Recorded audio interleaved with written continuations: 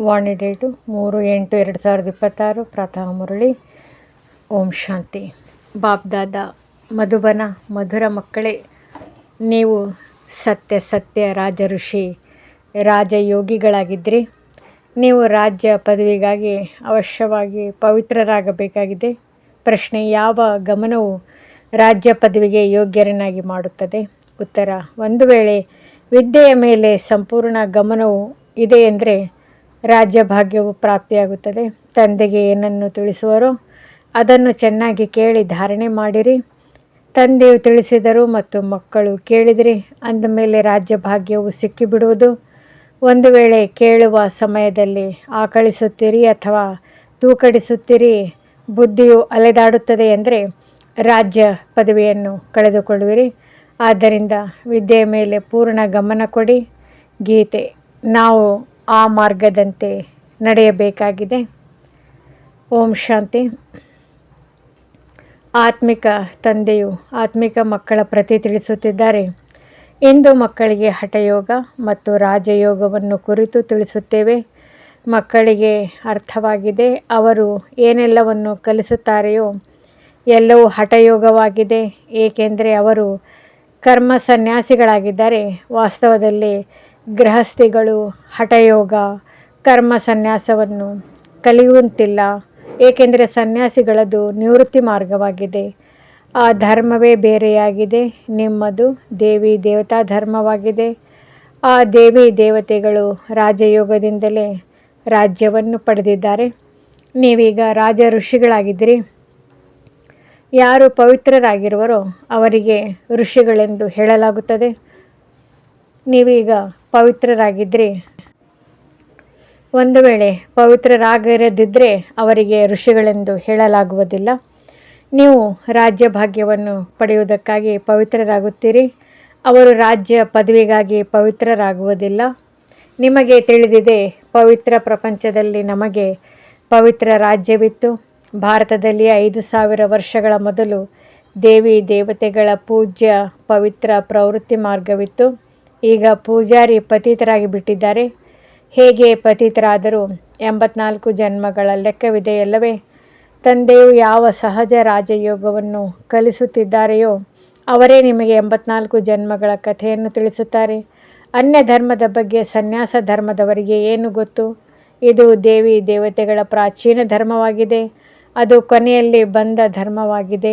ಏನು ಕಳೆದು ಹೋಗಿದೆಯೋ ಅದನ್ನು ಸನ್ಯಾಸಿಗಳು ತಿಳಿದುಕೊಳ್ಳಲು ಸಾಧ್ಯವಿಲ್ಲ. ಯಾವುದು ಕೊನೆಯಲ್ಲಿ ಅವರ ಕಣ್ಮುಂದೆ ಕಾಣುವುದೋ ಅದನ್ನು ತಿಳಿಸುತ್ತಾ ಹೋಗುತ್ತಾರೆ. ನಿಮಗೆ ತಿಳಿದಿದೆ, ಹಠಯೋಗಗಳು ಅನೇಕ ಪ್ರಕಾರವಾಗಿದೆ. ದ್ವಾಪರದಿಂದ ಭಕ್ತಿ ಮಾರ್ಗದ ಜೊತೆಗೆ ಹಠಯೋಗವು ಆರಂಭವಾಗುತ್ತದೆ. ಈಗ ಇದು ರಾಜಯೋಗವಾಗಿದೆ. ಆ ಹಠಯೋಗವನ್ನು ಪ್ರತಿ ಜನ್ಮದಲ್ಲಿಯೂ ಕಲಿಯುತ್ತಾ ಬಂದಿದ್ದಾರೆ. ರಾಜಯೋಗವನ್ನು ನೀವು ಇದೊಂದು ಜನ್ಮದಲ್ಲಿಯೇ ಕಲಿಯುತ್ತೀರಿ. ಅವರಂತೂ ಪ್ರತಿ ಜನ್ಮದಲ್ಲಿ ಪುನರ್ಜನ್ಮವನ್ನು ತೆಗೆದುಕೊಂಡು ಹಠಯೋಗವನ್ನು ಕಲಿಯಲೇಬೇಕಾಗಿದೆ. ನೀವು ರಾಜಯೋಗವನ್ನು ಕಲಿಯಲು ಪುನರ್ಜನ್ಮವನ್ನು ತೆಗೆದುಕೊಳ್ಳಬೇಕಾಗುವುದಿಲ್ಲ. ನೀವು ಕೇವಲ ಈ ಸಂಗಮದಲ್ಲಿಯೇ ರಾಜಯೋಗವನ್ನು ಕಲಿಯುತ್ತೀರಿ.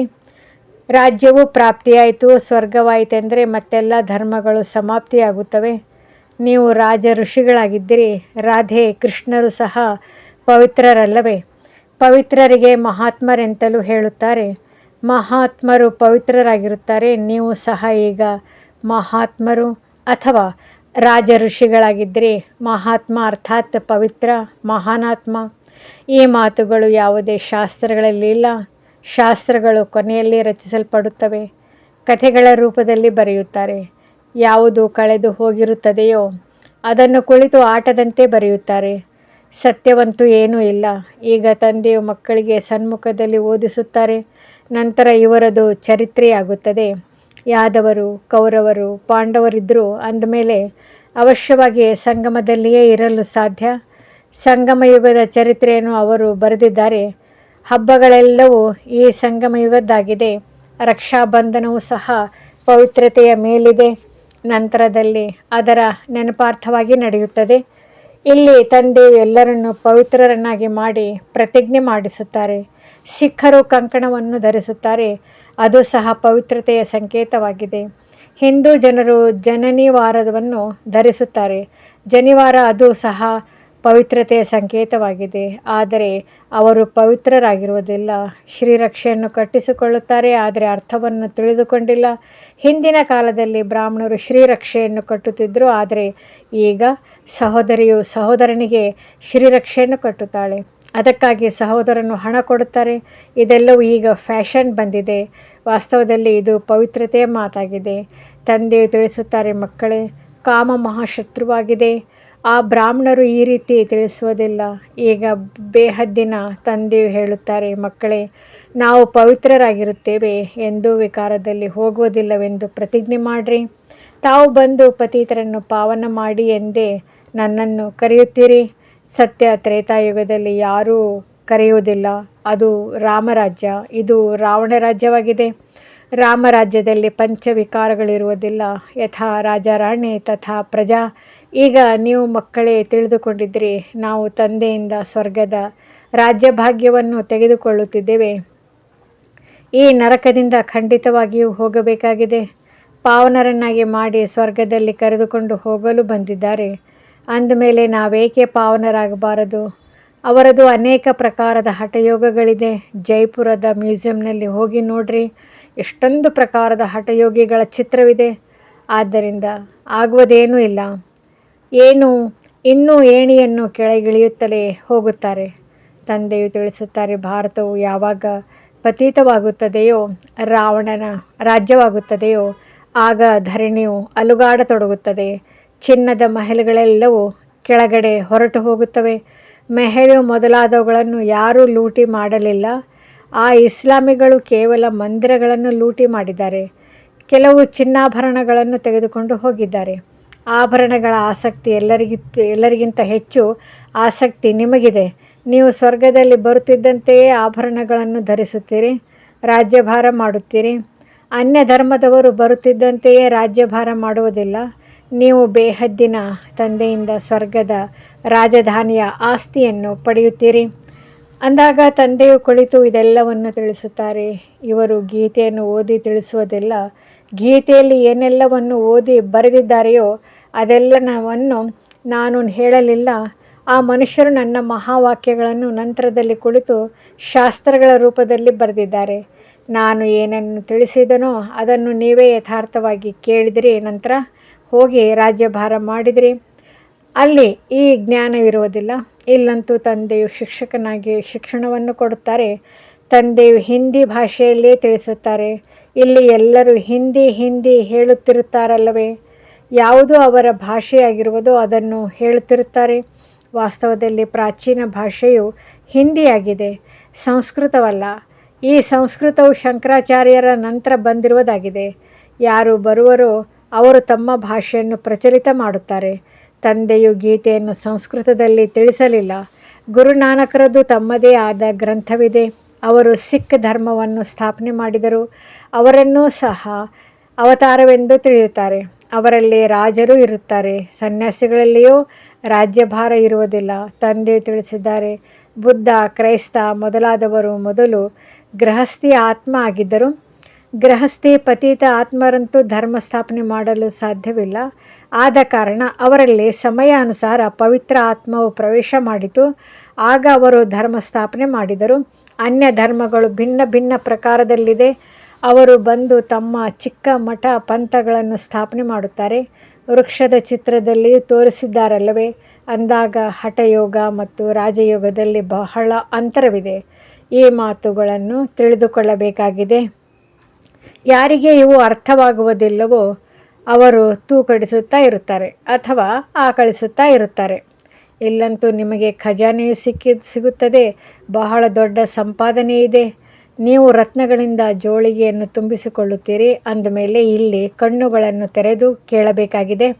ಆಕಳಿಸುತ್ತಾ ಇರುತ್ತೀರಿ ಅಥವಾ ಬುದ್ಧಿಯು ಹೊರಗಡೆ ಅಲೆದಾಡುತ್ತಾ ಇದ್ದರೆ ಅವರು ರಾಜ್ಯವನ್ನು ಪಡೆಯಲು ಸಾಧ್ಯವಿಲ್ಲ. ನೀವು ರಾಜ ಋಷಿಗಳಾಗಿದ್ದಿರಿ, ರಾಜ್ಯ ಭಾಗ್ಯವನ್ನು ಪ್ರಾಪ್ತಿ ಮಾಡಿಕೊಳ್ಳೋರಾಗಿದ್ದಿರಿ. ತಂದೆಯೇ ರಾಜಧಾನಿಯನ್ನು ಸ್ಥಾಪನೆ ಮಾಡುತ್ತಾರೆ. ಶ್ರೀಕೃಷ್ಣನು ಮಾಡುವುದಿಲ್ಲ. ಕೃಷ್ಣನು ಸಹ ತಂದೆಯ ಆಸ್ತಿಯನ್ನು ಪಡೆದುಕೊಳ್ಳುತ್ತಾನೆ. ನಿಮ್ಮ ತಂದೆಯು ನಿರಾಕಾರನಾಗಿದ್ದಾರೆ. ಅವರಿಂದ ವಿಶ್ವದ ರಾಜ್ಯ ಪದವಿಯ ಆಸ್ತಿಯನ್ನು ಪಡೆಯುತ್ತಿದ್ದೀರಿ. ನೀವು ಎಷ್ಟೊಂದು ಸಾಹುಕಾರರಾಗಿದ್ದರೆ ಇಲ್ಲಿ ಒಬ್ಬ ತಂದೆ ಬಂದು ರಾಜಯೋಗವನ್ನು ಕಲಿಸುತ್ತಾರೆ. ಅದರಲ್ಲಿಯೂ ನೀವು ತಿನ್ನಿರಿ, ಕುಡಿಯಿರಿ, ತಿರುಗಾಡಿರಿ, ಕೇವಲ ತಂದೆಯನ್ನು ನೆನಪು ಮಾಡಿರಿ. ಸಾಹುಕಾರರು ಅವಶ್ಯವಾಗಿ ಚೆನ್ನಾಗಿ ತಿನ್ನುತ್ತಾರೆ, ಅವರಂತೂ ತಮ್ಮ ಸಂಪಾದನೆಯ ಫಲವನ್ನು ತಿನ್ನುತ್ತಾರೆ. ಭಕ್ಷ್ಯ ಭೋಜವನ್ನಾದರೂ ತಿನ್ನಿರಿ ಅಥವಾ ರೊಟ್ಟಿಯನ್ನಾದರೂ ತಿನ್ನಿರಿ, ಆದರೆ ತಂದೆಯನ್ನು ನೆನಪು ಮಾಡಿರಿ. ಭಲೆ ಏನನ್ನಾದರೂ ತಿನ್ನಿರಿ, ಹಣವಿರೋದಾದರೂ ಏತಕ್ಕೆ. ಬಾಬಾ ಇದನ್ನು ನಿರಾಕರಿಸುವುದಿಲ್ಲ. ಕೇವಲ ತಂದೆಯೊಂದಿಗೆ ಬುದ್ಧಿಯೋಗವನ್ನು ಇಡಬೇಕಾಗಿದೆ.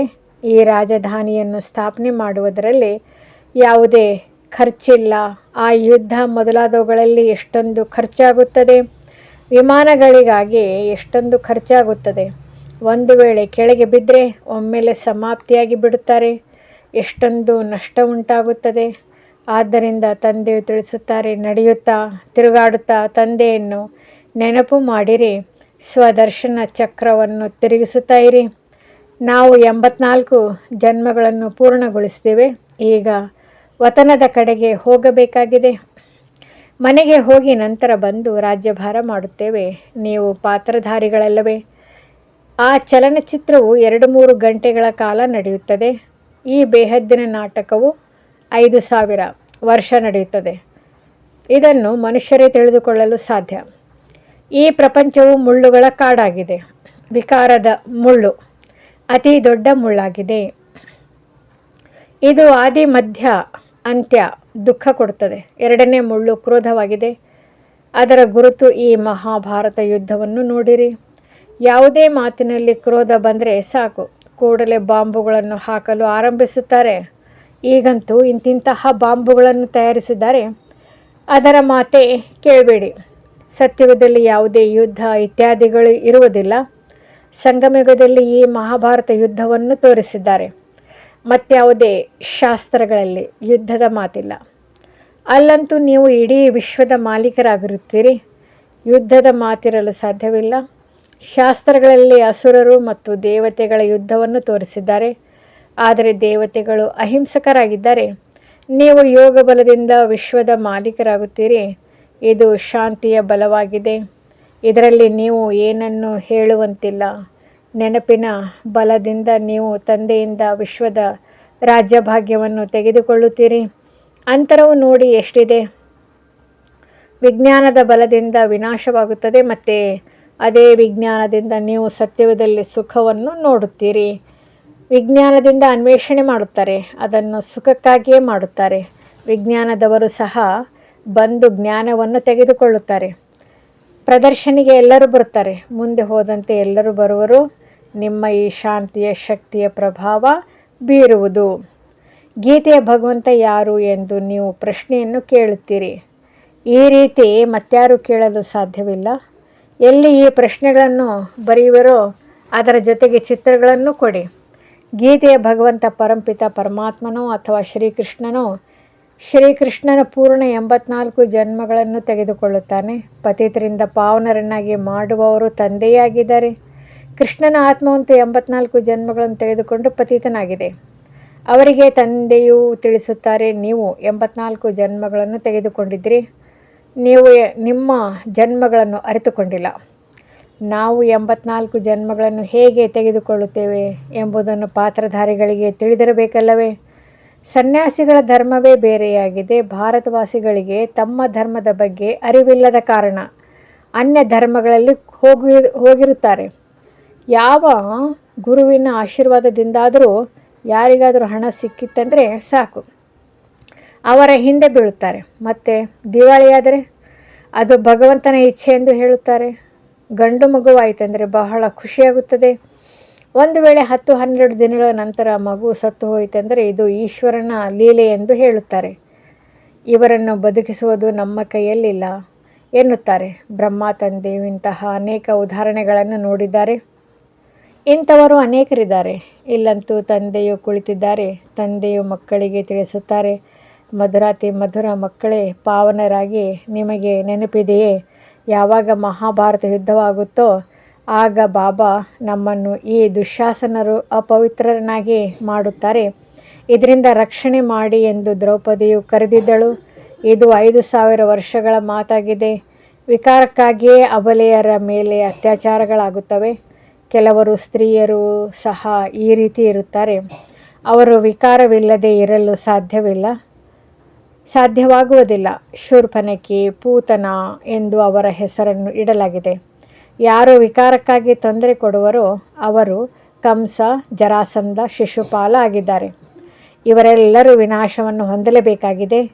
ಈ ಸಮಯದಲ್ಲಿ ಅಸುರಿ ರಾವಣ ರಾಜ್ಯವಿದೆ. ನಂತರ ಈಶ್ವರ್ಯ ರಾಜ್ಯವಿರುವುದು. ಹೇಗೆ 84 ಜನ್ಮಗಳನ್ನು ತೆಗೆದುಕೊಳ್ಳುತ್ತೇವೆ ಎಂದು ನೀವು ಈ ಇಡೀ ಚಕ್ರವನ್ನು ಅರಿತುಕೊಂಡಿದ್ದೀರಿ. ಯಾವಾಗ ವಿಕಾರದಲ್ಲಿ ಹೋಗುವರೋ ಆಗ ಇದೆಲ್ಲವೂ ಮರೆತು ಹೋಗುತ್ತದೆ. ವಿಕಾರದಲ್ಲಿ ಹೋಗುವವರ ಮುಖವೇ ಬಾಡಿ ಹೋಗುತ್ತದೆ. ನಾವು ಏನು ಮಾಡಿಬಿಟ್ಟೆವು ಎಂದು ಸ್ವಯಂ ಅವರೇ ತಿಳಿದುಕೊಳ್ಳುತ್ತಾರೆ. ತಂದೆಯು ಹೇಳುತ್ತಾರೆ, ಮಕ್ಕಳೇ, ಈ ವಿಕಾರದ ಗುಣಿಯಲ್ಲಿ ಬೀಳಬೇಡಿ. ಇದು ನಿಮಗೆ ಆದಿ ಮಧ್ಯ ಅಂತ್ಯ ದುಃಖವನ್ನು ಕೊಡುವಂಥದ್ದಾಗಿದೆ. ಇದರಲ್ಲಿ ಬೀಳಬಾರ್ದು. ಪ್ರತಿಜ್ಞೆ ಮಾಡಿರಿ, ನಾವೆಂದೂ ವಿಕಾರದಲ್ಲಿ ಹೋಗುವುದಿಲ್ಲ. ಭಗವಾನ್ ವಾಚ್ ಇದೇ ಕಾಮ ಮಹಾಶತ್ರುವಾಗಿದೆ. ಪ್ರತಿಯೊಂದು ಚಿತ್ರದಲ್ಲಿ ಮೊದಲು ಇದನ್ನು ಬರೆಯಿರಿ. ಜ್ಞಾನಸಾಗರ, ಪತಿತ ಪಾವನ, ಗೀತಾ ಜ್ಞಾನ ದಾತ, ಶಿವ, ಭಗವಾನ್ ವಾಚ್. ಈ ರೀತಿ ಬರೆದಾಗ ಕೃಷ್ಣನ ಹೆಸರೇ ಹೊರಟು ಹೋಗುವುದು. ನಮಗೆ ಗೀತೆಯ ಭಗವಂತನೇ ಕುಳಿತು ಇದನ್ನು ತಿಳಿಸುತ್ತಾರೆ. ಅದೇ ಜ್ಞಾನವನ್ನು ನಾವು ತೆಗೆದುಕೊಳ್ಳುತ್ತೇವೆ. ಭಗವಂತನೇ ಬಂದು ಹೊಸ ಪ್ರಪಂಚವನ್ನು ಸ್ಥಾಪನೆ ಮಾಡುತ್ತಾರೆ. ಮತ್ತೆ ಹಳೆಯ ಪ್ರಪಂಚದ ವಿನಾಶವಾಗುತ್ತದೆ. ಇದು ರುದ್ರ ಜ್ಞಾನ ಯಜ್ಞವಲ್ಲವೇ? ಇದಕ್ಕೆ ಮೂಲ ಶಿವ ತಂದೆಯಾಗಿದ್ದಾರೆ. ರುದ್ರ ತಂದೆ ಎಂದು ಹೇಳುವುದಿಲ್ಲ. ಬಾಂಬೆಯಲ್ಲಿ ಬಬುಲ್ನಾಥನ ಮಂದಿರವೂ ಇದೆ. ಮುಳ್ಳುಗಳಿಗೆ ಬಬುಲ್ ಎಂದು ಹೇಳಲಾಗುತ್ತದೆ. ಅಂದಮೇಲೆ ಬಬುಲ್ನಾಥ್ ಎಂಬ ಹೆಸರನ್ನು ಏಕೆ ಇಟ್ಟಿದ್ದಾರೆ? ಇದನ್ನು ಯಾರೂ ತಿಳಿದುಕೊಂಡಿಲ್ಲ. ಚಿತ್ರವಂತೂ ಶಿವನದಾಗಿದೆ. ಬಾಕಿ ಅದಕ್ಕೆ ಅನೇಕ ಹೆಸರುಗಳನ್ನು ಇಟ್ಟು ಬಿಟ್ಟಿದ್ದಾರೆ. ಶಿವ ತಂದೆ ಬಂದು ಮುಳ್ಳುಗಳ ಕಾಡನ್ನು ಹೂದೋಟವನ್ನಾಗಿ ಮಾಡುತ್ತಾರೆ. ಅವರೇ ನಿಮ್ಮ ತಂದೆಯಾಗಿದ್ದಾರೆ. ಅವರ ಹೆಸರಾಗಿದೆ ಶಿವ.